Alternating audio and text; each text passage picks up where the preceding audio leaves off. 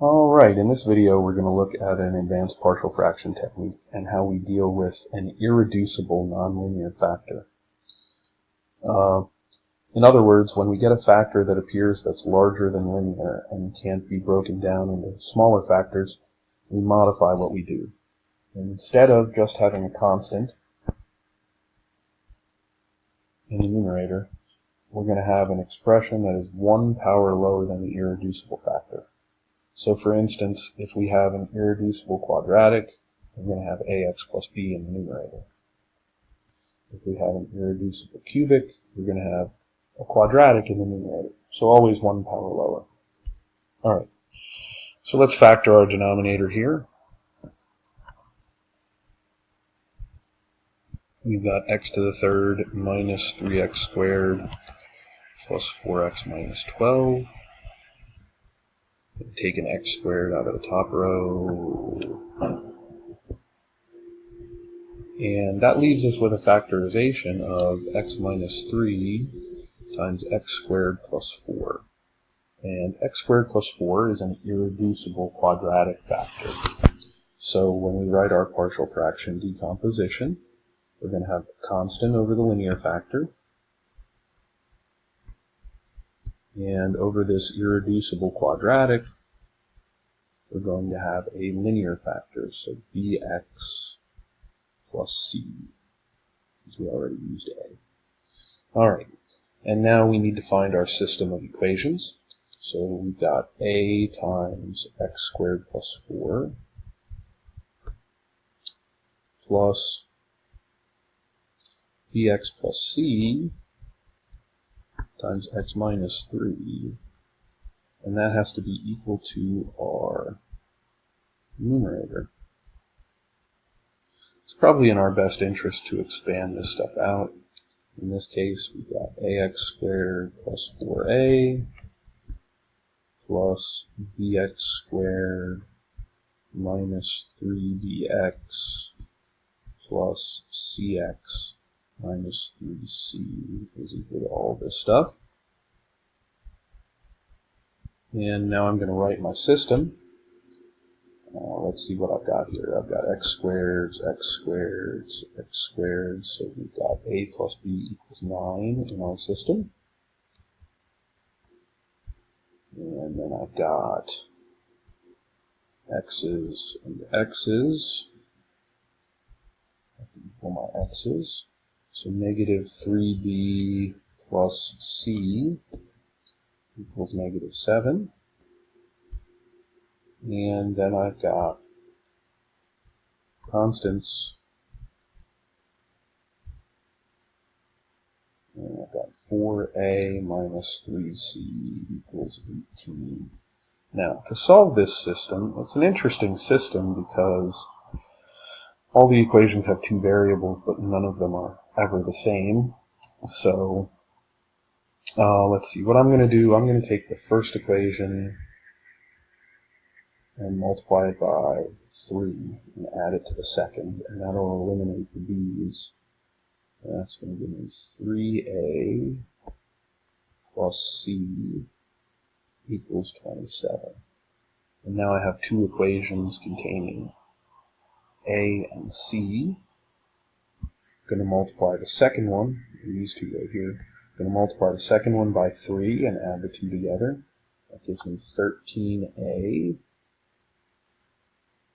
is equal to, really? Did I make a mistake here, or is this really this ugly? A plus b equals 9, 3a plus 4. Let me just go back here and check through my work here. Alright, good on the first part.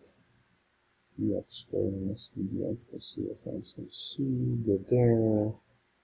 A plus b equals 9. Nope, looks like everything checks out.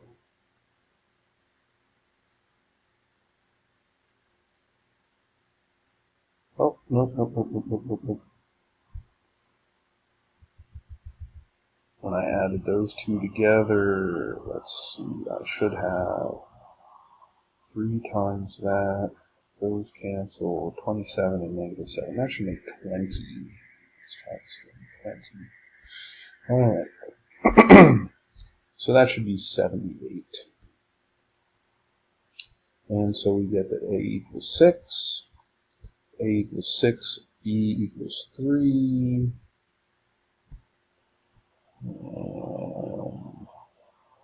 c equals -2. Alright, there you go.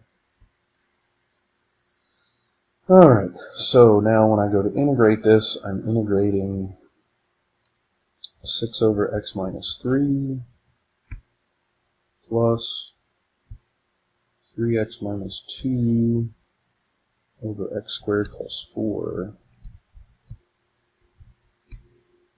Alright, and the first integral here is going to be a fairly simple one for us to do. That's just going to be 6 natural log of the absolute value of x minus 3. The second one, I'm going to have to use some techniques that we've talked about previously when integrating. I'm going to split this into 2 different integrals.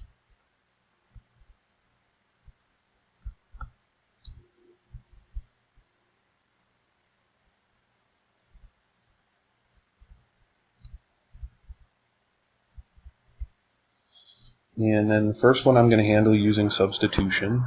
If u equals x squared plus 4, du equals 2x dx, and so 3 halves du equals 3x dx. So this turns into